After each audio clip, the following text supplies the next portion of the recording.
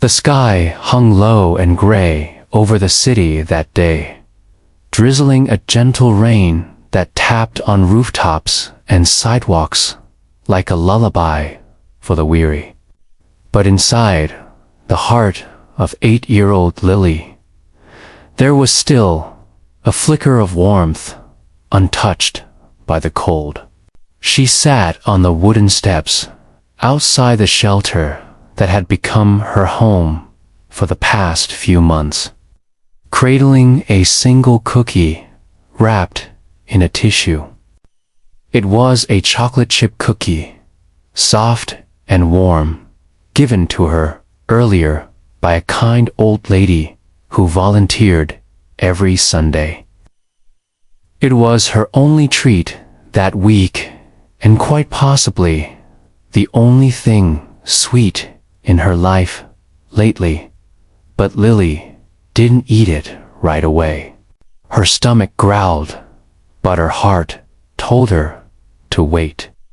She liked to savor good things, even if they were small and fleeting. Inside the shelter, her mother sat with slumped shoulders, eyes glued to a borrowed phone as she applied for yet another job that probably wouldn't call back.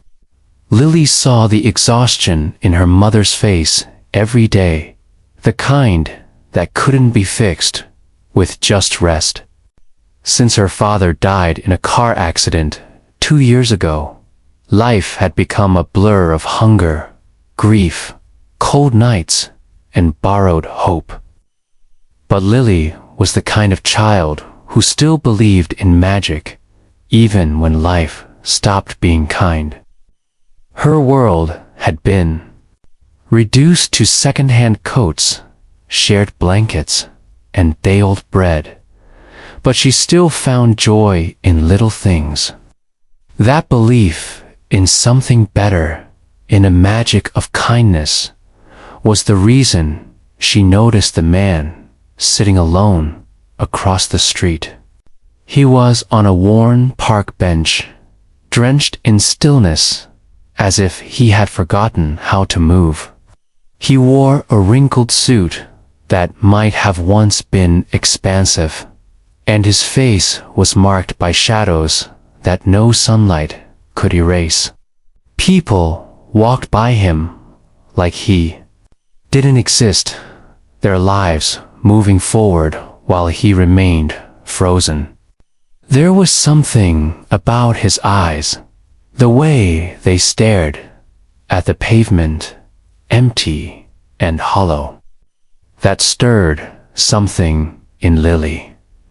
He didn't look mean or dangerous. He looked sad.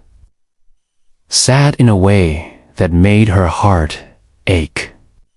She tightened her grip on the cookie, glanced back at her mother, who hadn't noticed she had stood up, and without thinking twice, crossed the street toward the man. Her tiny shoes tapped gently against the sidewalk, and her breath came out in soft white clouds. She stopped in front of him, her little coat flapping in the breeze. He didn't notice her at first. When he finally looked up, his expression flickered with surprise. Before he could speak, Lily held out the cookie with both hands. Her voice was soft but clear. "You look like you need this more than I do." He stared at the offering, his throat tightening. His hands trembled slightly as he took it. He looked at the cookie, then at her, and the corners of his eyes glistened. He tried to find words, but all he could manage was, "Thank you." Lily smiled. "It's still warm. I saved it for someone special."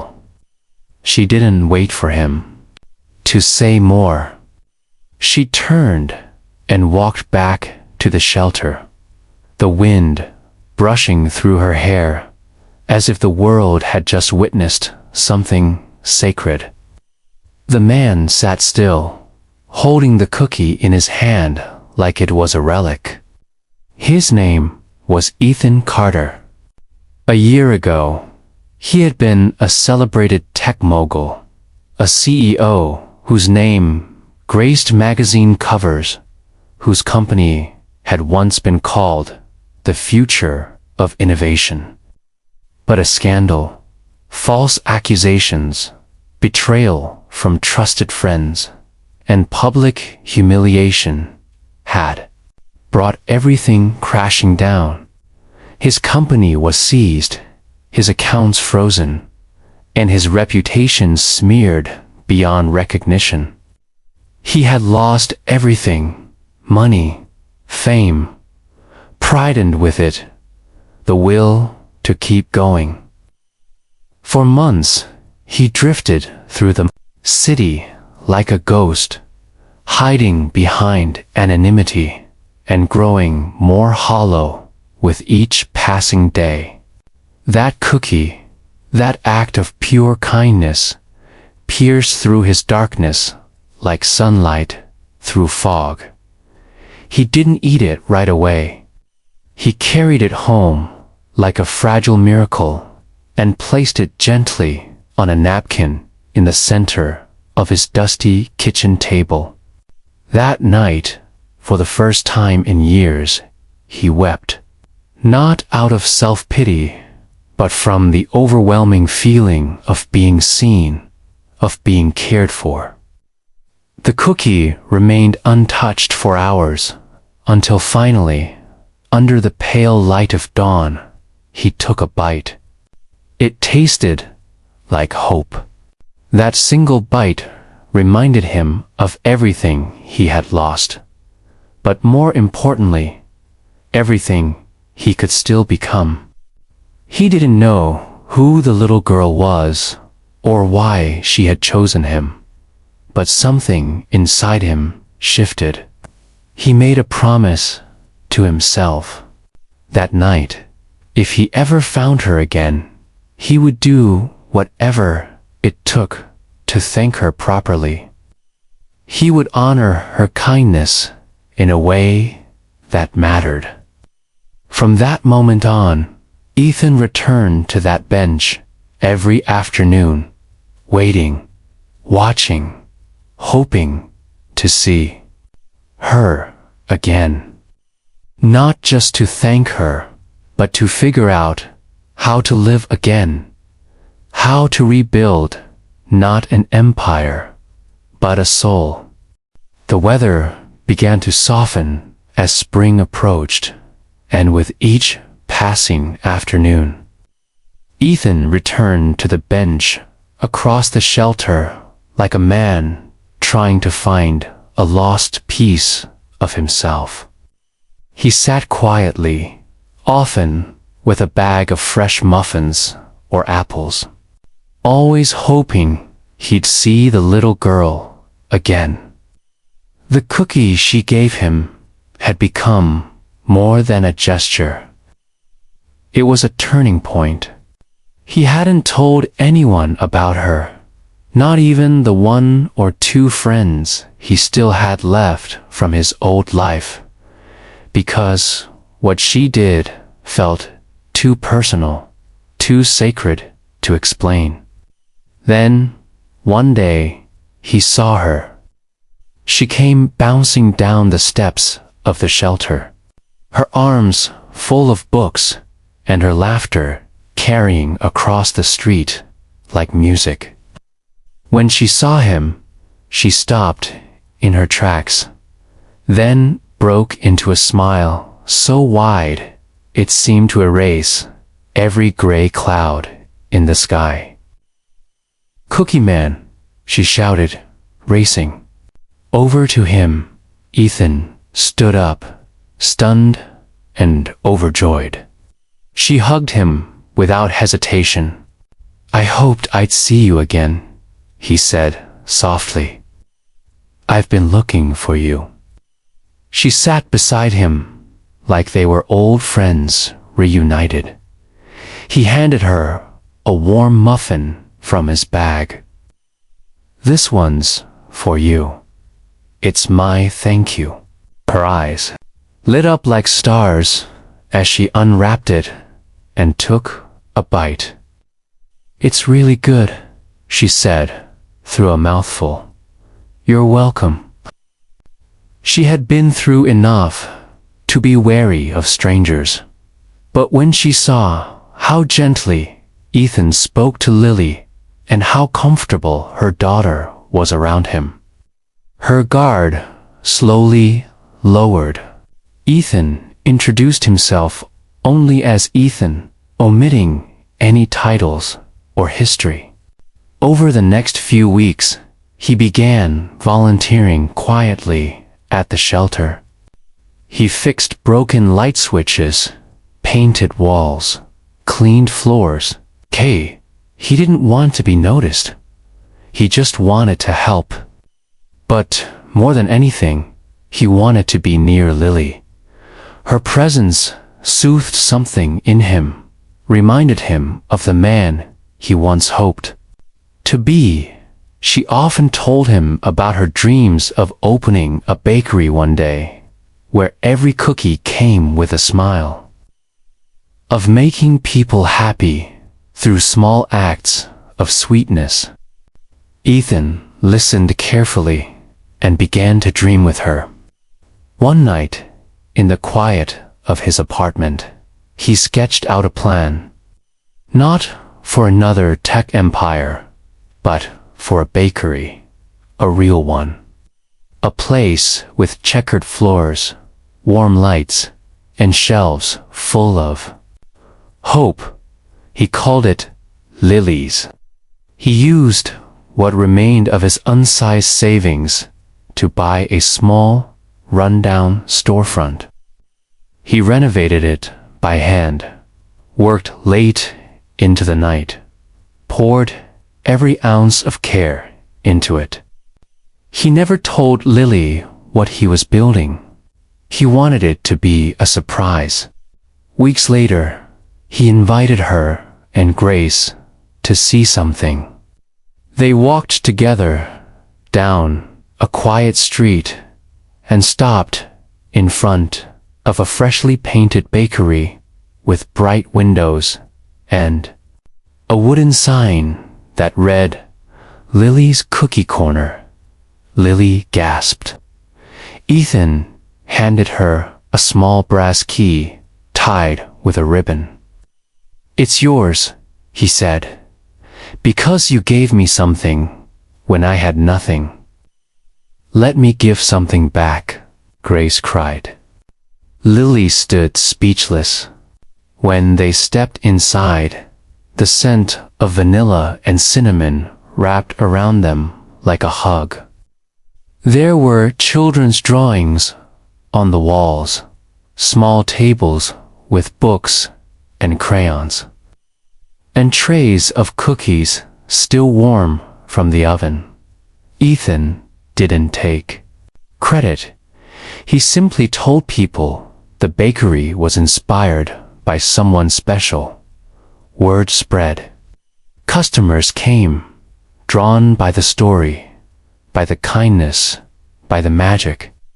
And Lily, standing behind the counter in a little apron that read Chief Cookie Officer, welcomed each one with joy.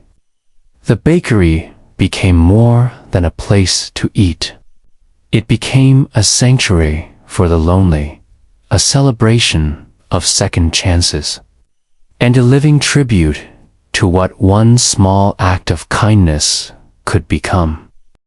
The seasons rolled gently forward, and with each passing month, Lily's Cookie Corner grew not just as a bakery, but as a symbol of something much bigger, a place where kindness didn't need to be loud, where strangers became family over shared stories and warm chocolate chip bites, and where a little girl's small act of compassion had transformed a man once broken into someone whole again.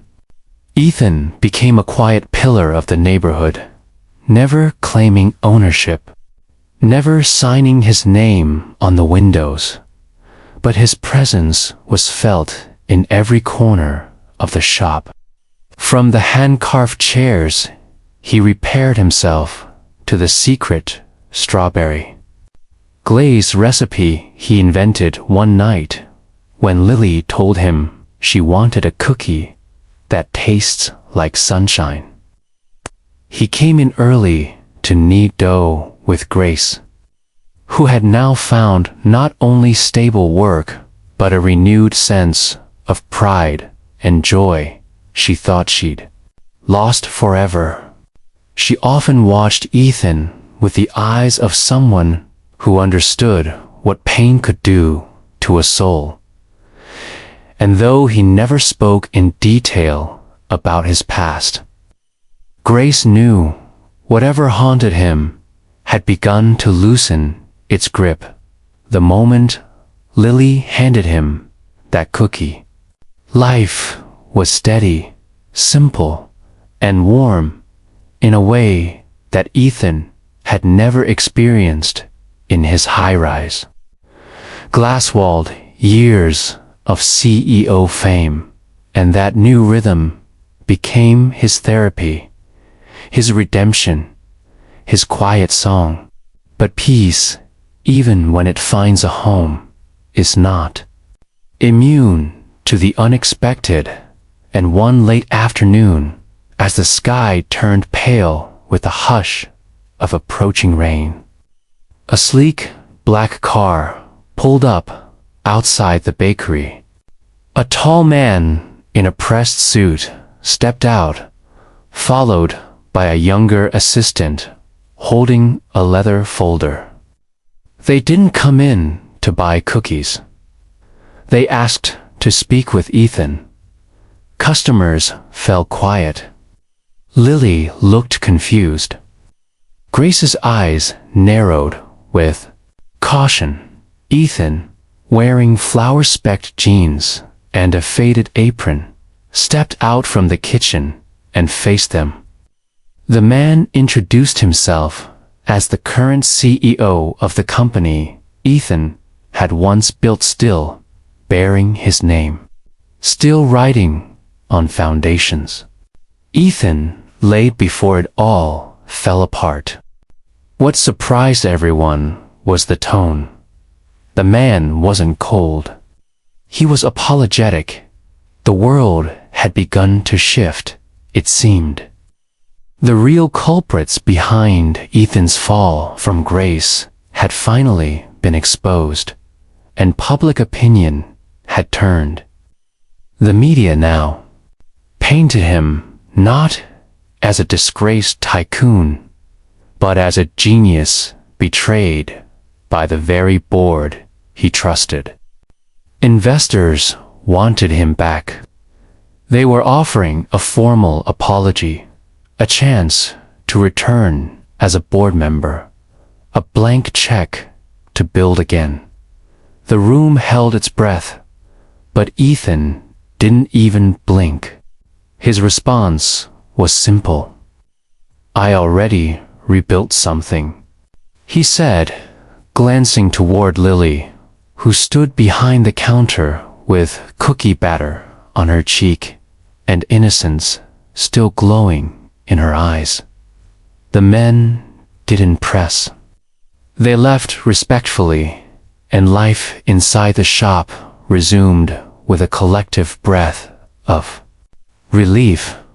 That night, after closing, Lily sat beside him at their usual spot on the bench by the window, her knees pulled up to her chest.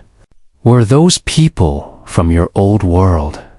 she asked softly. Ethan nodded. "They wanted me to go back." "Are you going?" she asked, trying not to sound afraid. He shook his head. "No, I already have everything I need right here." she smiled, resting her head against his arm. The rain tapped gently on the window, and the warm glow of the bakery wrapped around them like a promise. But the biggest moment came weeks later, during the annual neighborhood spring fair. The city invited local businesses to set up stalls, and Lily's Cookie Corner was given a prime spot in the heart of the town square. They decorated their booth with handmade banners, flower pots, and boxes of cookies tied in ribbons. Lily wore a new apron that read Founder, and Grace helped serve as Ethan moved quietly behind the scenes, refueling trays and handing out napkins with a modest smile. The line never ended. People came not just for the cookies, but for the story. Children tugged on their parents' sleeves, asking for the cookie that saved the man. And news cameras hovered gently, careful not to intrude. Near the end of the day, an elderly woman approached the stall, leaning on a cane, her eyes twinkling. She held a copy of a newspaper article, one with Lily's drawing on the front page, and a headline that read, "The Girl, the Cookie, and the Man Who Changed Everything." She looked at Ethan and Lily with tears in her eyes and said, "I lost my grandson last year to loneliness. I wish someone had given him a cookie." Ethan swallowed hard and knelt beside her. "I'm so sorry," he said, taking her hand. "But you're not alone. It's not here." She bought 6 boxes and whispered, "I'm going to give these out to strangers. Maybe one of them is a lonely soul too." She did. By evening, the square was filled with children and elders, parents and teenagers, all holding cookies with little notes attached that said things like "You matter." "This world needs you, and one cookie saved a man. Let it save you, too." Lily watched it all from the booth, her eyes wide with wonder, and turned to Ethan. "Do you think Daddy would be proud of me?" she asked. Grace, who had been silently listening nearby, pressed her hand to her mouth, overcome with emotion. Ethan placed a hand over Lily's heart and said, "He's more than proud. He's with you in every smile you give and every cookie you share." That night, the 3 of them walked home together, holding hands under the moonlight, the city light shimmering like stars that had fallen just to watch them. Ethan, once buried beneath disgrace and silence, had found not only forgiveness, but belonging. Grace, once fragile with fear, now stood tall beside her daughter, knowing they were finally safe. And Lily, whose cookie had sparked a miracle, skipped between them, humming a tune of her own making, her heart full of dreams that no longer felt far away. The bakery continued to thrive, expanding slowly, but never losing its soul. They opened a second location near a children's hospital, where cookies were given away for free, and a third beside a homeless shelter, where coffee was always hot and hugs came with every meal. But no matter how big the dream grew, Ethan always kept one thing constant, a small sign inside each bakery above the register, framed in wood and written in Lily's handwriting, that read, "This all started with one cookie and one little girl who believed kindness could change a life." And for everyone who stepped into that space, no matter their story, no matter their past, they left not just with something sweet in their hands, but with something warmer in their hearts.